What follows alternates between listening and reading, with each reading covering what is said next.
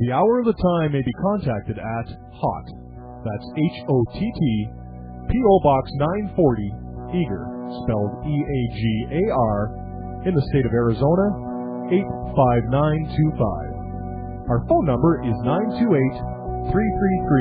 928-333-2942, and our website is www.houroftheTime.com.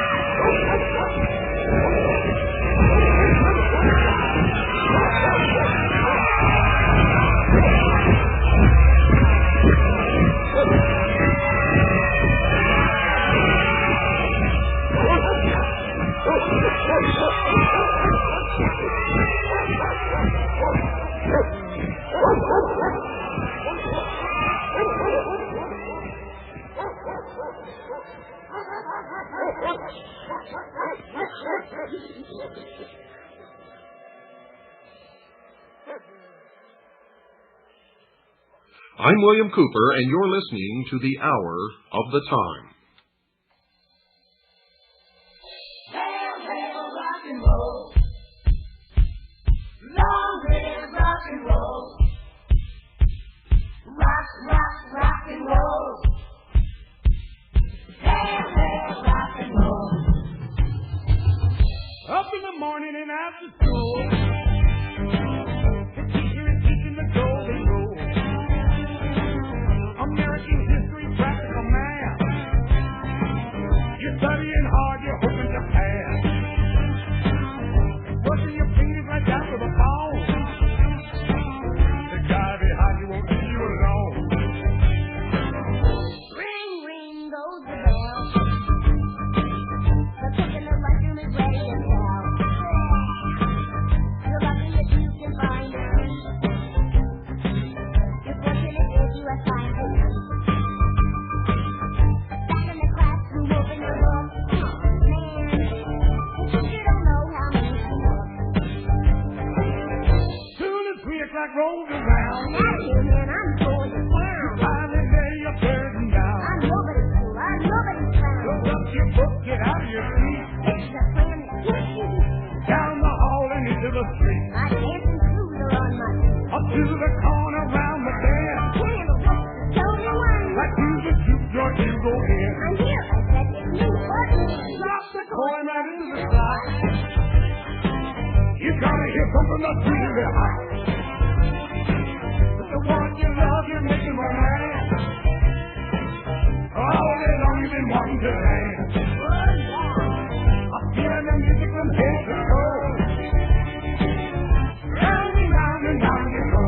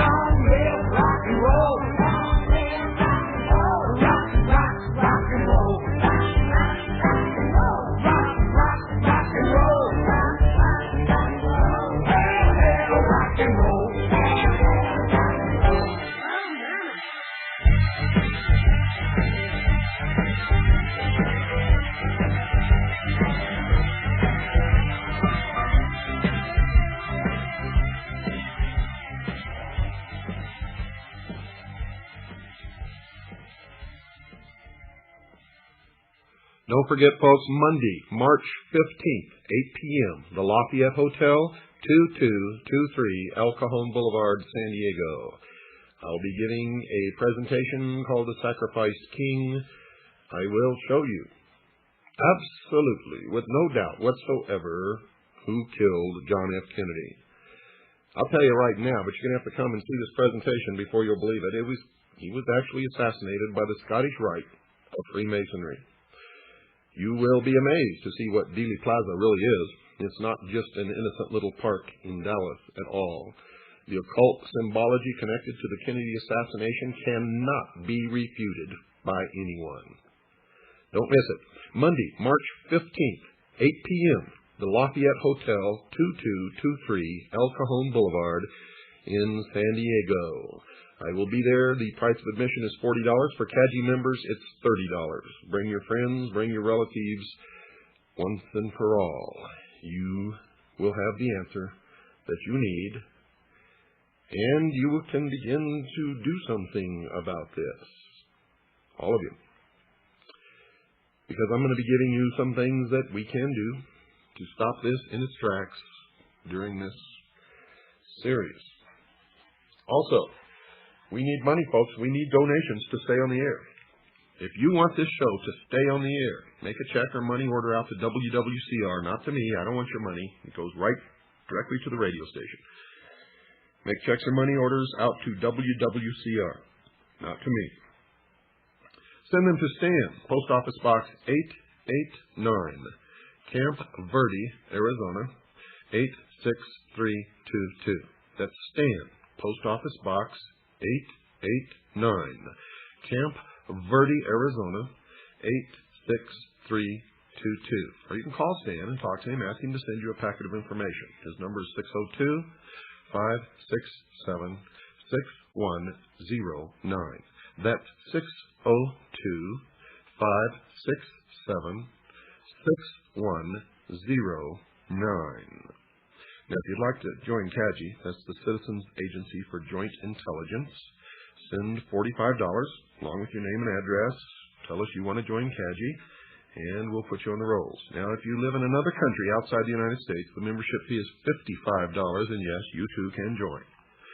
We're interested in saving the Constitution, the United States of America, and freedom for the world, so you're not left out no matter where you live. Okay? If you're interested in purchasing my book, Behold a Pale Horse, which has many of the answers in it that you're all looking for. If you're a CAGI member, it's $25. That includes postage and handling. If you're not a CAGI member, it's $30, and that includes postage and handling. Send it to the same address, to Stan, Post Office Box 889, Camp Verde, Arizona, 86322. Now, at the Lafayette Hotel that weekend, the 12th, 13th, 14th, and 15th, we'll be there. We'll have a table. My books will be there. Also, tapes of the Kennedy assassination will be there. Also, tapes of my Atlanta lecture, which is over 7 hours in length. They will be there. If you'd like to get a copy of those, also my book, Behold a Pale Horse. So, I hope to be able to see you there. I want to see CAGI members for sure, and anybody that's a listener to this program. I'd love to meet you, shake your hand, talk, and I'm going to be making myself available to spend with you people when you come. Now, this is a conference. It's called the National New Age and Truth About UFOs Conference. I have nothing to do with the New Age movement, folks, and I am not a ufologist. I have nothing to do with that. But I have been invited to give a presentation on Monday night at 8 p.m., and I'm going to be there and do that. You see, I'll go anywhere and talk to anybody. I love people. My mission is to deliver a message to everyone.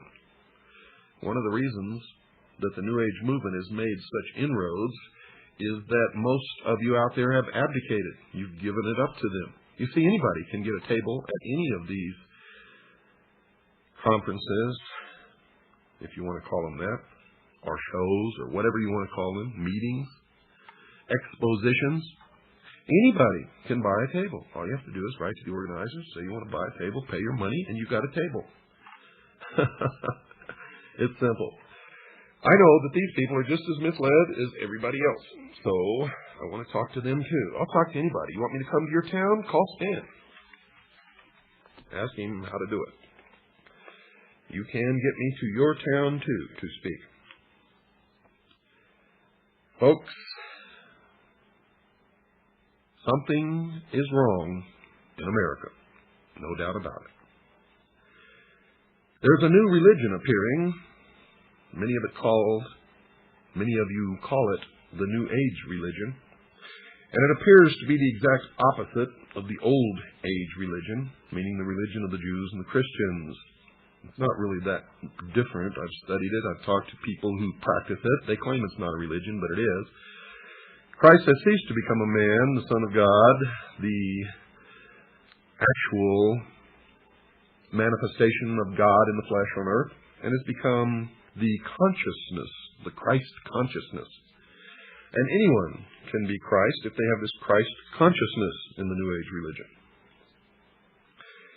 Now, these are the two religions, the Christian religion and the Jewish religion, that set the United States on its course, because these religions taught that mankind had some basic human rights. They held that the family was the basic unit in all of the world. They believed in the right to private property. They believed in the unalienable, which is defined as being incapable of being surrendered, right to life. They held that each person had the right to worship their God, and they held that all had the right to freedom of association, as shall be so disclosed during this series. These positions were deemed to be self-evident by those who wrote the American Declaration of Independence and the Constitution, and became the cornerstones of the American civilization.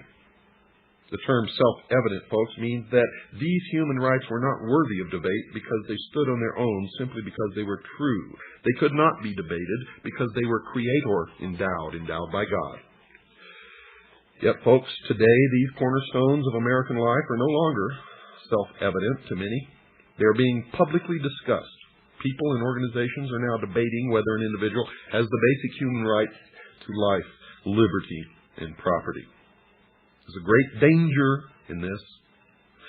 Friedrich Wilhelm Nietzsche, a German philosopher and one of the teachers of many of the world's leading communist revolutionaries and international socialists, put the argument quite succinctly in this statement, quote, "I condemn Christianity. I raise against the Christian church the most terrible of all accusations that any accuser uttered. It is to me the highest conceivable corruption," unquote. Remember, the priests, the initiates of the mystery schools, believe that Christianity is a corruption of the mysteries, the worship of Lucifer, represented by the sun, the light, Osiris. Tex Mars, an author who has written in opposition to the New Age, wrote this about their hatred of the Christians. Quote, "The New Age believer is told, you could be a god in the next instant if only those horrible Christians weren't around with their poisonous attitudes," unquote. That thought was illustrated by another of the important New Agers, David Spangler, who wrote this in his book entitled Reflections on the Christ. Quote, "We can take all the scriptures and all the teachings and all the tablets and all the laws and all the marshmallows and have a jolly good bonfire and marshmallow roast because that is all they are worth," unquote. So the New Age, like the Masons, feel that Christianity is the enemy, a force to be countered, not by open debate, but by contempt and ridicule, and as shall be illustrated later, by even murder. And remember, the source of the New Age movement is the Order of the Freemasons. Other parties wish to join the debate.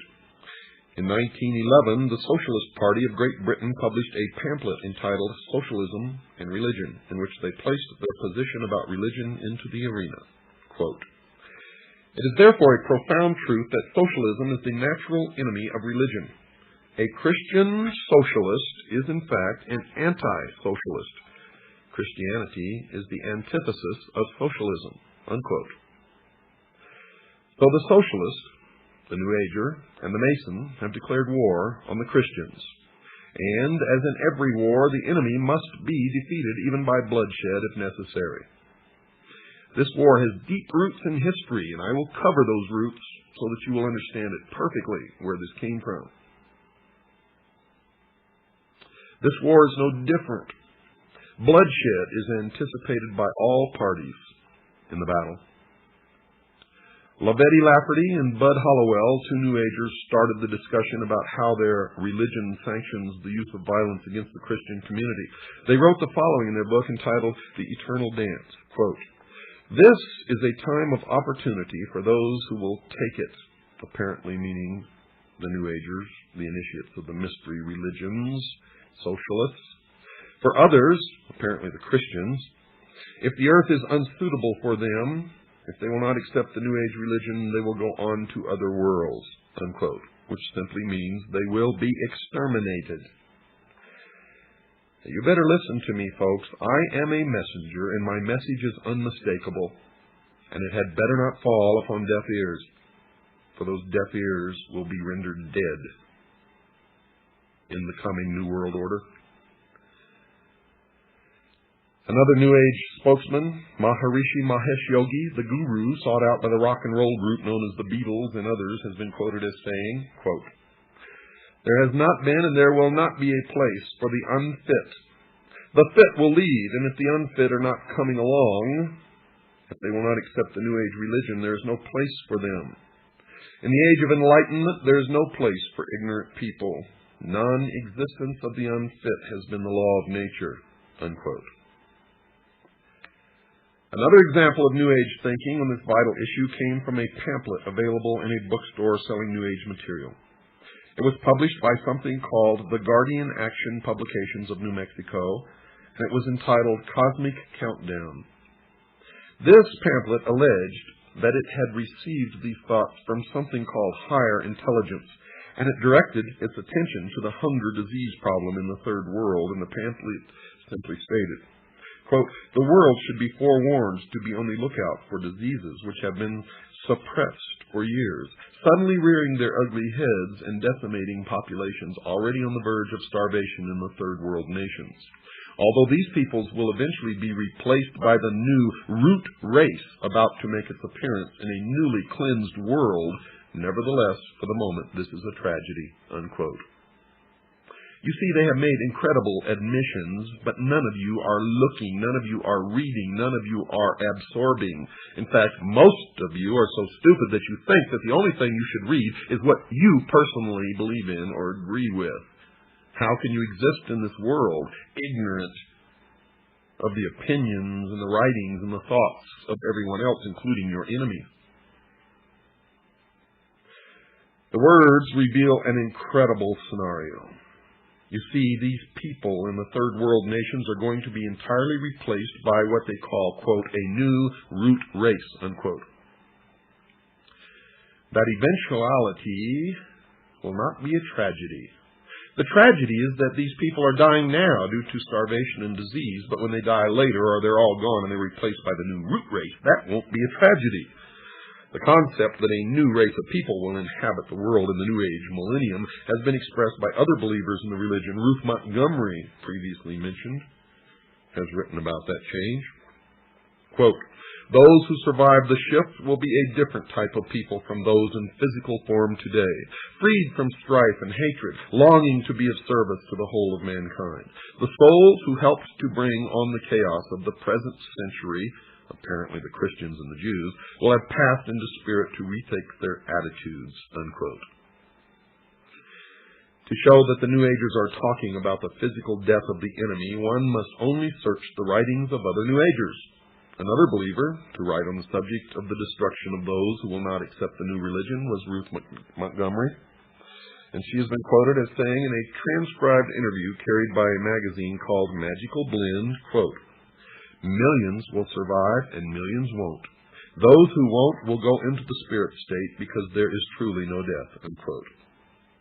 Estimates of the number to perish have been made by some New Agers. One who has made such an estimate is John Randolph Price, who was quoted by Tex Mars in his book about the New Age, and he said that, quote, John Randolph Price was told by his spirit guide that up to 2.5 billion might perish in the coming chaos, unquote.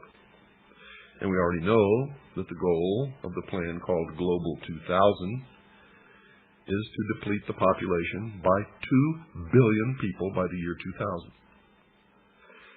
Now, that estimate is about half of the current world population, 2.5 billion.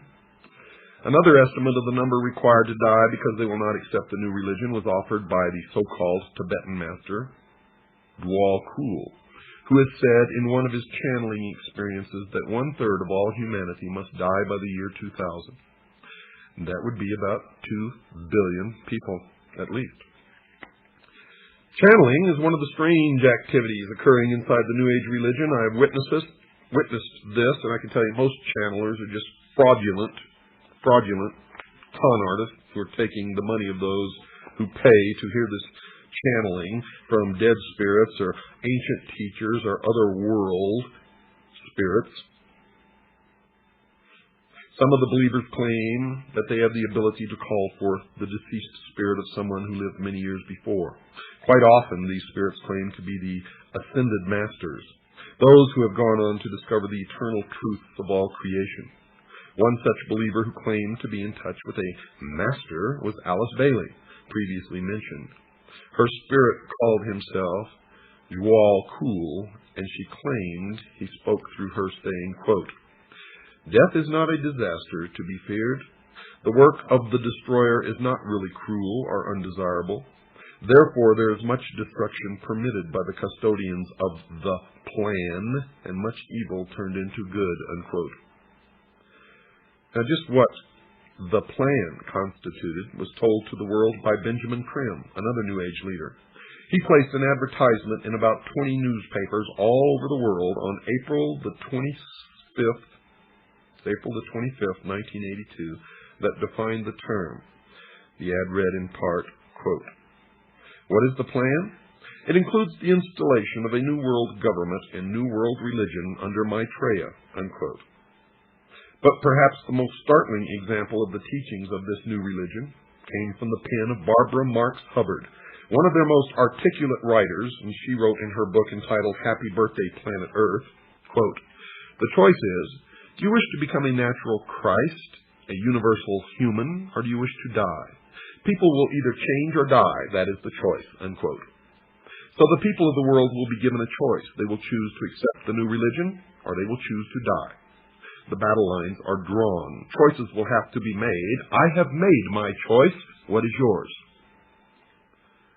Some of the leading socialists of the past have shown that they too have chosen up sides. One such individual was Adolf Hitler, the head of the German government during World War II, who held no conviction that the murder of over 50 million people during that war was wrong. He considered himself to be an agent of this unseen God in reducing the population of people that he held to be undesirable. He wrote, quote, "I have the right to exterminate millions of individuals of inferior races which multiply like vermin," unquote. And he did what he considered acceptable inside his religion. Those who did not believe in his new religion had no choice, and they perished. The evidence that Adolf Hitler was a New Ager will be presented later in this series. Another of the leading spokesmen for the socialist position was George Bernard Shaw, a well-known writer during his day. He wrote a book entitled The Intelligent Woman's Guide to Socialism, in which he stated, quote, "I also made it quite clear that socialism means equality of income or nothing, and under socialism you would not be allowed to be poor." You would be forcibly fed, clothed, lodged, taught, and employed whether you like it or not, whether you're useful or not, even if it were discovered that you had not the character and industry enough to be worth all this trouble. You might be executed in a kindly manner, but whilst you were permitted to live, you would have to live well, unquote. Socialism is the greatest perversion, deception, and lie that has ever existed on the face of this earth, and has brought nothing but misery, death, poverty to people who have been subjected to its cruelties. The Masonic writer Albert Pike placed the Masonic order into the discussion when he wrote this in his book Morals and Dogma. Quote, "It is not true to say that one man, however little, must not be sacrificed to another, however great, to a majority or to all men. That is not only a fallacy, but a most dangerous one. Often one man and many men must be sacrificed to the ordinary sense of the term to the interest of the many. The interest and even the life of one man must often be sacrificed to the interest and welfare of his country." Unquote.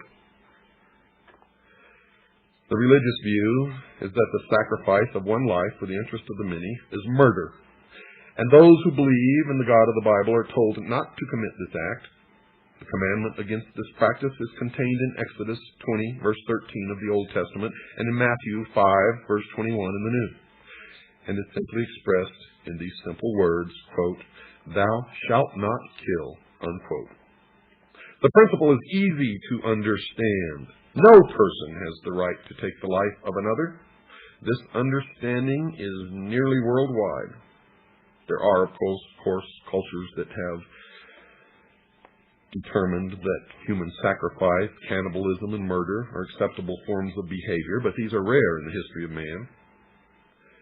But here we are being exposed to a whole new religious view, one growing daily in size and stature that openly advocates the wholesale slaughter of entire races of people.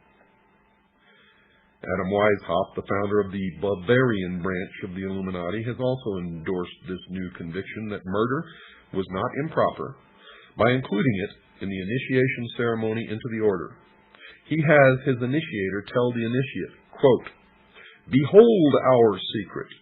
If in order to destroy all Christianity, all religion, we have pretended to have the sole true religion, remember that the end justifies the means, and that the wise ought to take all the means to do good which the wicked take to do evil."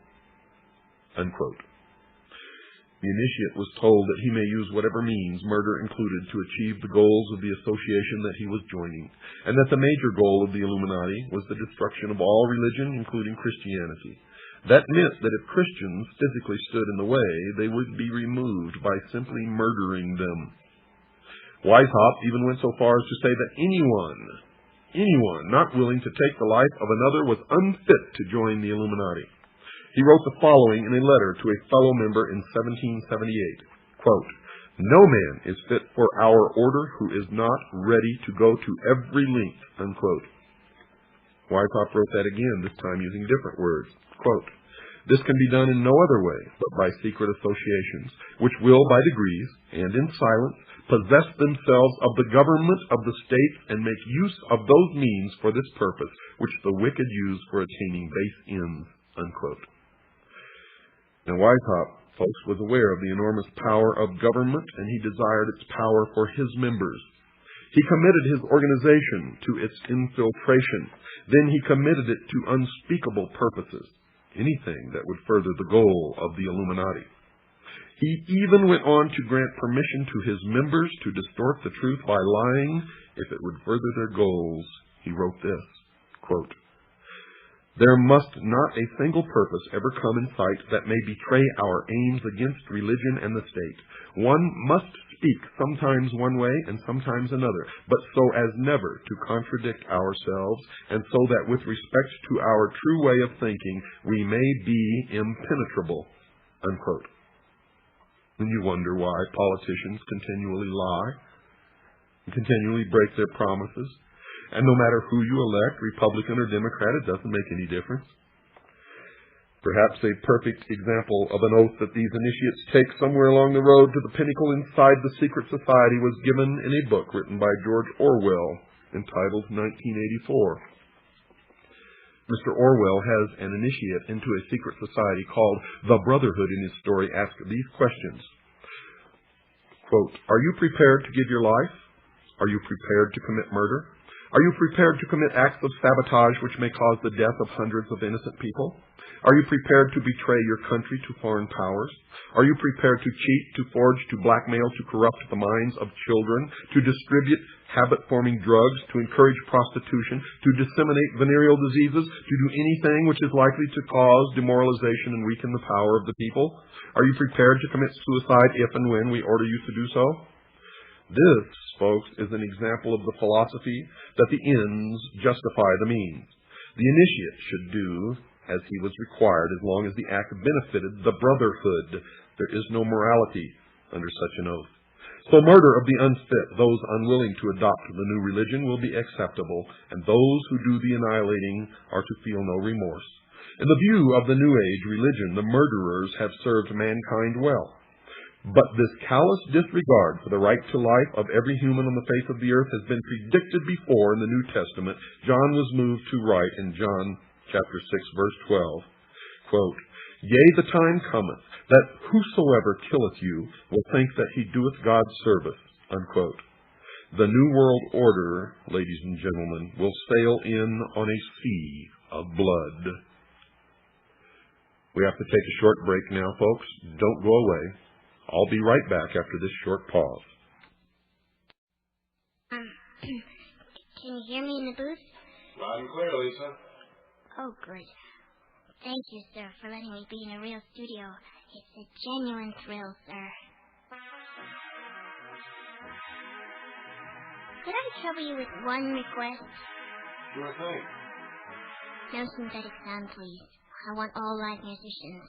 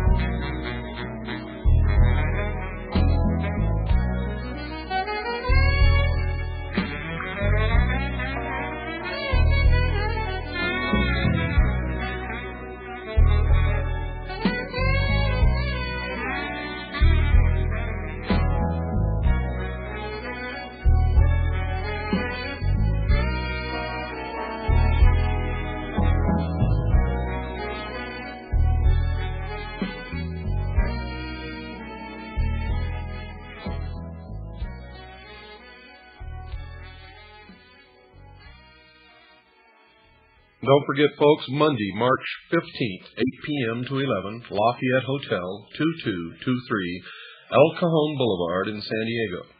That's Monday, March 15th. I'll be there from 8 to 11, the Lafayette Hotel, 2223 El Cajon Boulevard, San Diego. I'm going to present a lecture with quite a bit of videotape entitled The Sacrificed King, and prove to you once and for all beyond any shadow of a doubt that John F. Kennedy was not killed by our government, but by the mystery schools, specifically the branch known as the Scottish Rite of Freemasonry. You will see the missing frames, the footage of the Zapruder film that the public has never been allowed to see before. You'll see it with your own eyes. You're going to see and hear things that are going to stretch the bounds of credibility, stretch your imagination, but it will all become clear to you. You will have no doubts when you walk out at the end exactly who killed Kennedy and why. Well, let's continue here. The New Age religion, folks, is going to have a worldwide leader, a charismatic political and religious leader that they call Lord Maitreya. At least so far, that's who they call him, or that's what they call him. This individual, as far as I know, has not made his public appearance yet, but the New Agers claim that he is on the earth at the present time. They claim that he came to live with the Asian community in East London, England, in July 1977 by descending from his ancient retreat in the Himalaya Mountains along the border of India and Tibet. They further believe that his imminent emergence into full public view is assured. They also claim that this individual is the one that the Christians call Christ, the Jews call the Messiah, the Buddhists call the fifth Buddha, the Hindus call Krishna, and the Muslims call the Imam Mahdi. In other words, all of the major religions of the world are awaiting the arrival of this one individual. It is their claim that this one individual living now in London is the one expected by all of these religions. However, when we search London with a fine-tooth comb, we can find no trace of any living individual named Maitreya or fitting this description, or recognized as this religious leader. Isn't that strange? And they say that he is on the earth now, patiently waiting for the appointed time to reveal his existence to the peoples of the world. They say that he will apparently assume the leadership of all of these religions, and when he does, he will create a one-world religion. The New Agers have written that in the esoteric tradition, previously defined as being intended for or understood by only a chosen few as an inner group of disciples or initiates, in other words, the esoteric means hidden. They claim that the word Christ is not the name of an individual, but the name of an office or function within the spiritual hierarchy of masters.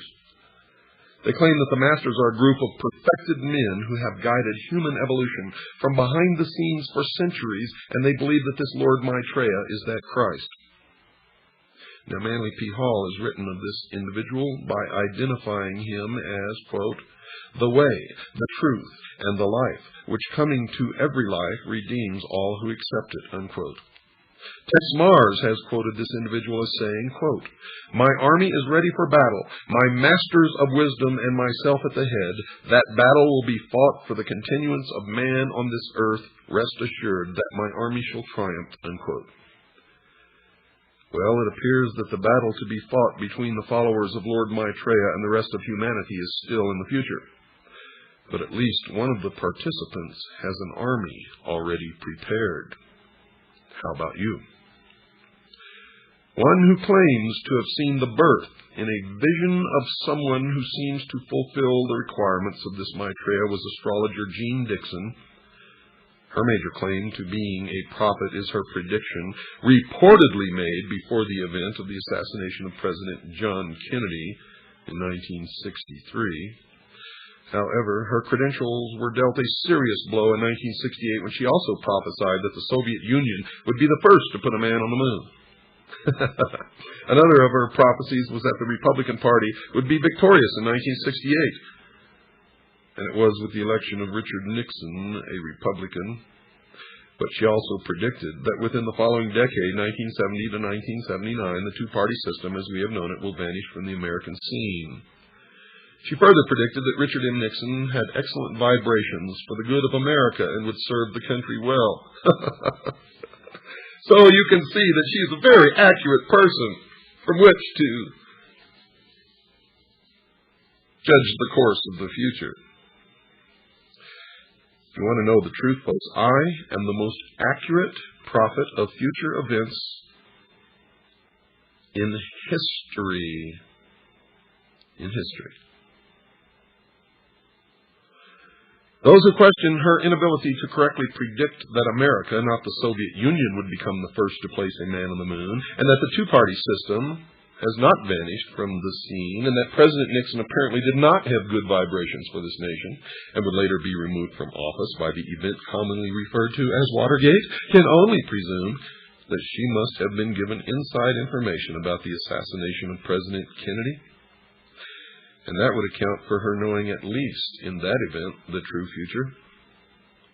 Secondly, one can only wonder why this non-prophet should be listened to about anything after her appalling record on prophecies, but there is reason to believe that she might have been asked to write an account of this vision of the important birth by the New Age religion, because they wanted the official imprimatur of someone commonly referred to as a prophet.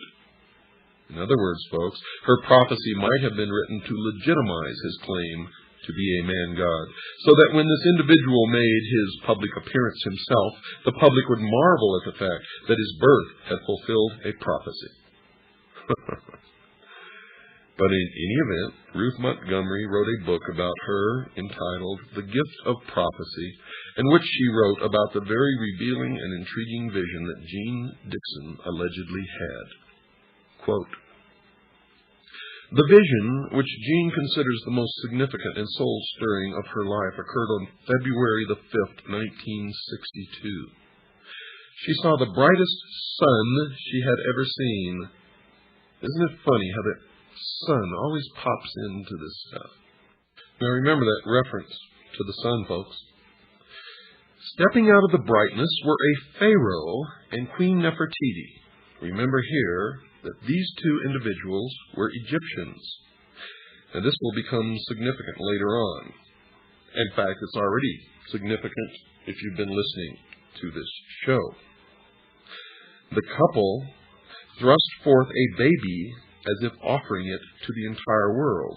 Now, another interpretation, because they sprang from the sun, could be that this is Osiris and Isis and the child is Horus, and that is exactly the esoteric, real interpretation, although Jeannie Dixon never said this.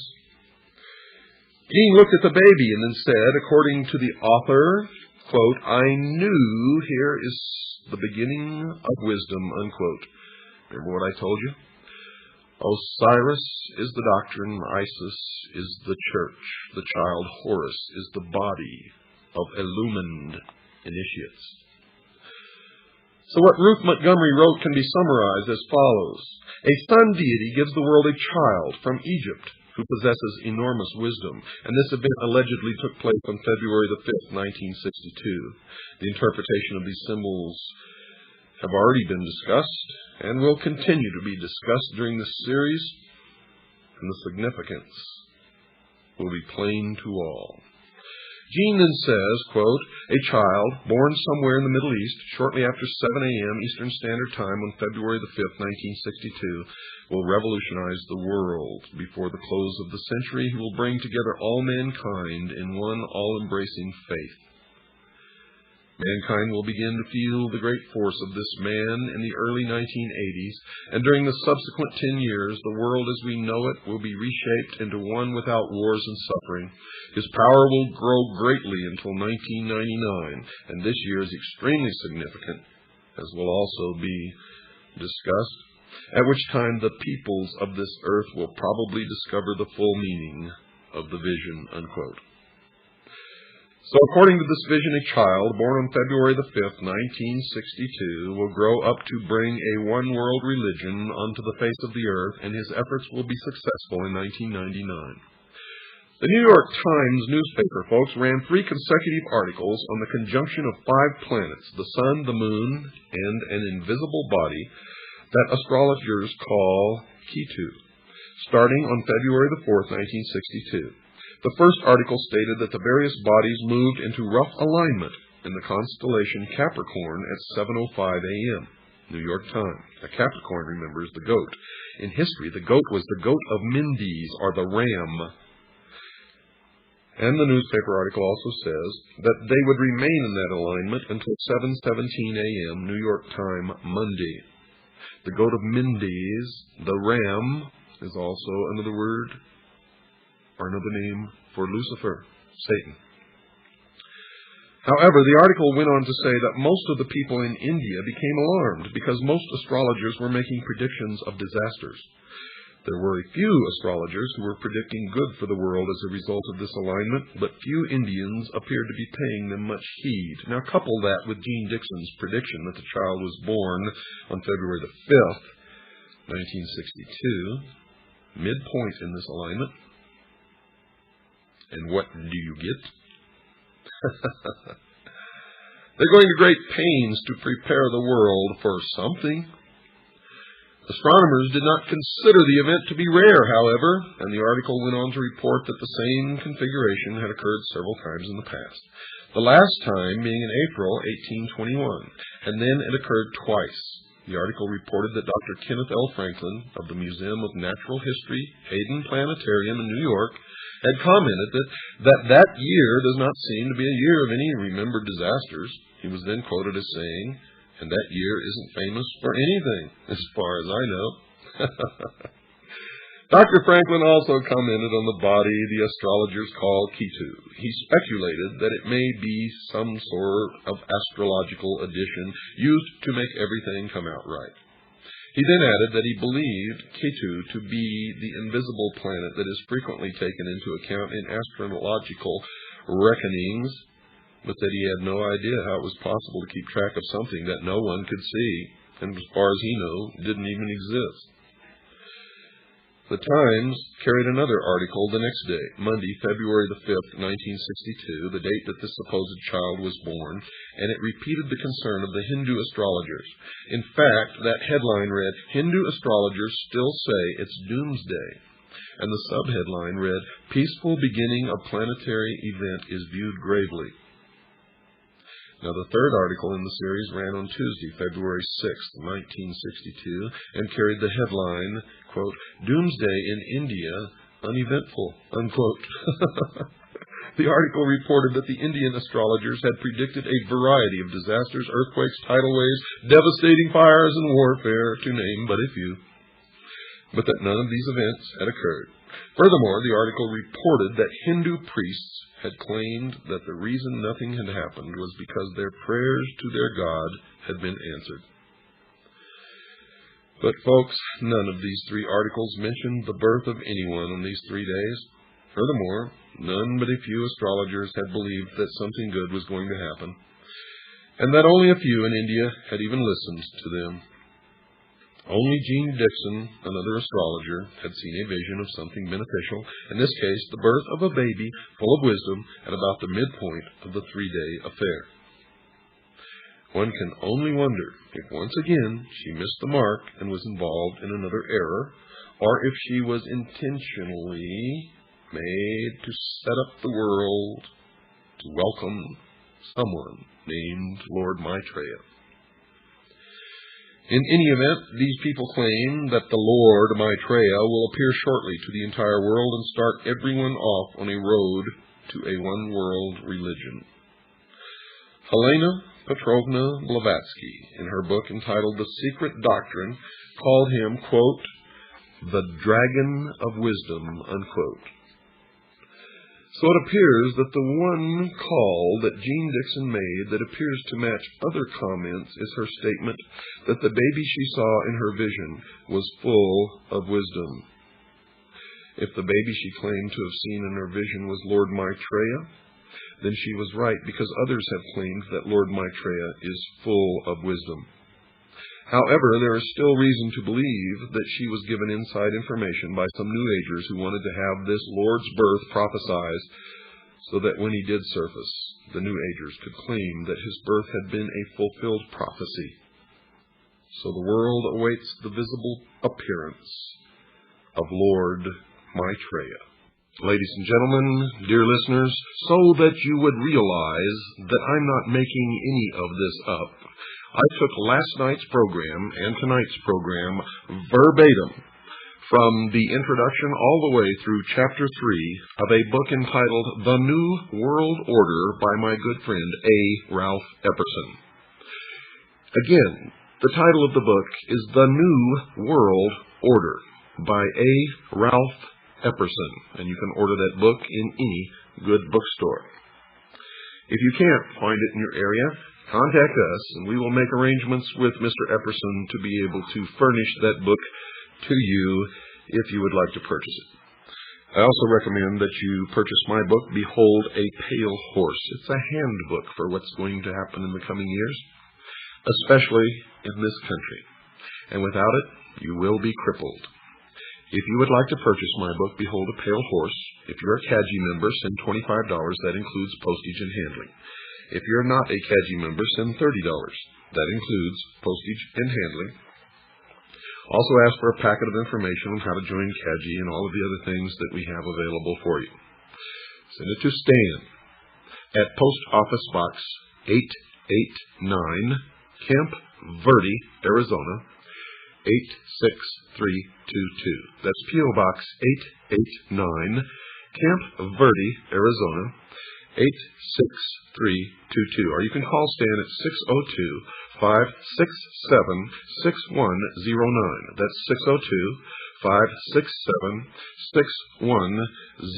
602-567-6109. While you're at it, folks, reach way down deep into your pockets. Make a check or money order out to WWCR to help us pay for this airtime. If you like this show, if you want it to continue, then please make out a check to WWCR and send it along with your request for information to Stan. Folks, we are nearing the end of the road of civilization as we know it unless we wake up, unless we take control and make sure the future is what we want it to be. And one of the things that we must do now immediately is stop fighting amongst each other. Stop fighting the man who doesn't look like you, or the woman who doesn't look like you, the people who have a different skin color than you do. We must learn to live together, and it's nobody else's business what somebody else's religion is. It doesn't hurt us if they want to practice their religion as long as they are not hurting us in the process. So why go to war with them? We are all brothers and sisters in this world, no matter who we are. Let's learn to live together and love each other. Good night, and God bless each and every one of you.